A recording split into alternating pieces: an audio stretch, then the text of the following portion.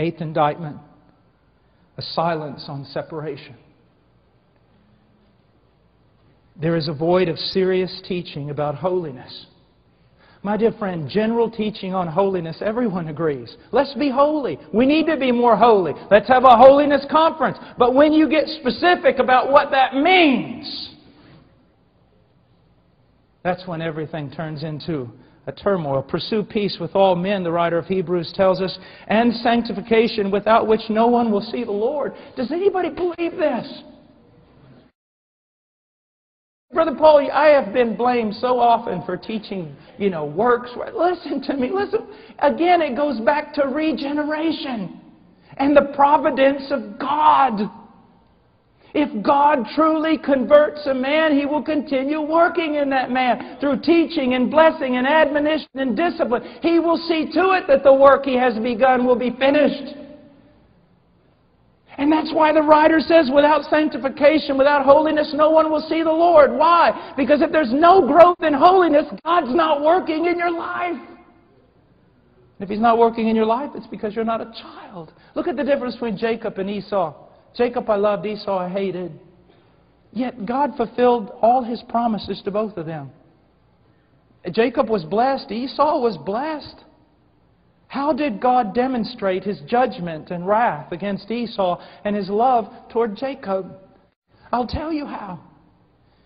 He let Jacob run wild. He let Esau run wild. No work of discipline, no work of godliness, nothing.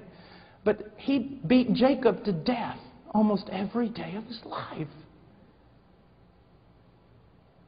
The loving discipline, the correction of God to bring us to holiness.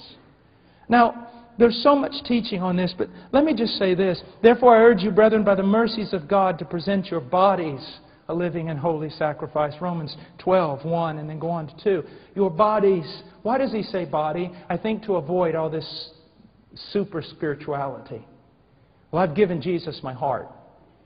And you can't judge a book by its cover. Well, as a matter of fact, you can judge a book by its cover. Jesus never said you couldn't judge a book by its cover. He said you could. You will know them by their fruit. And if you think that you've given Him your heart, then He will have your body. And I'll tell you why. The heart, my friend, is not some blood-pumping muscle or some figment of a poet's imagination. It refers to the very essence or core of your being. Don't tell me Jesus has the very essence and core of your being and it doesn't affect your body. It's just not going to happen. And so what do? We go through Scripture. What? Legalistically? No. Drawing inferences? No. Just standing on the commands of Scripture. About what? I do not agree with everything the Puritans said, but I love the Puritans. And one of the reasons why I love them, because I believe they honestly made an attempt to bring everything in their life under the lordship of Jesus Christ. Their mind. Because they wrote 800-page books on what should I think about according to the Scriptures. What should not enter into my mind according to the Scriptures. What should I do with my eyes? What should go in these ears and what should not go in these ears? How should the tongue be ruled? What should be the direction of my life? And yes, I'm going to scare you to death. How should I dress? Now here, I want to be careful here. Don't want to draw inferences and things. My dear friend, my wife says it this way. If your clothing is a frame for your face, from which the glory of Christ springs forth, it is of God.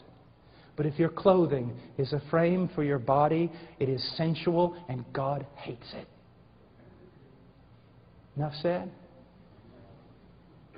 Now, I can't go through everything of holiness, and holiness isn't just outward expression, but we've become to be a people that uses the interior work of the Spirit as an excuse to say nothing is ever going to happen on the outside, and that is not true. Some of you young men, you cry out probably more than I do that the Spirit of God would fill you and work in you, but it only takes 1/2 hour of television to so grieve Him, He'll be a miles from you. 99% pure, 1% sewer. I'm not drinking. One time I was struggling, and Leonard Ravenhill was talking to a dear friend of mine who was saying, Brother Leonard, the young man, Brother Paul, he's really struggling. And he sent a tract. I still got that tract. I'll never part with that. And said, others can, you cannot. I don't necessarily agree with everything. Young man, listen to me. I don't go to malls. I don't. Not because I'm more holy than you. It's because I know what I am. There's a story of one of the finest, greatest violinists in Europe playing his final concert, old man. And when he finished, a young man walked up to him, violinist, and said, Sir, I'd give my life to play like you. And the old man said, Son, I have given my life to play like me. I want the power of God on my life, then something's got to go. I want to know Him, then some separation has to occur. Let me tell you something, young man. Everyone else is running around to all their little retreats and all their conferences and getting together with group hugs and singing Kumbaya and everything else. Maybe you need to get alone in the wilderness with God and fast for 7 days on your knees, studying the book of Psalms. It's being alone with God, belonging to Him. To be a man of God, there's got to be a sense where sometimes even your wife, who is of your own flesh, one with her, she looks you in the eye and she knows she can't go where you're going. Silence on separation. I think, do not be bound together with unbelievers. For what partnership have righteousness and lawlessness? Nothing. What fellowship has light with darkness? Nothing. Darkness is the opposite of God's revelation.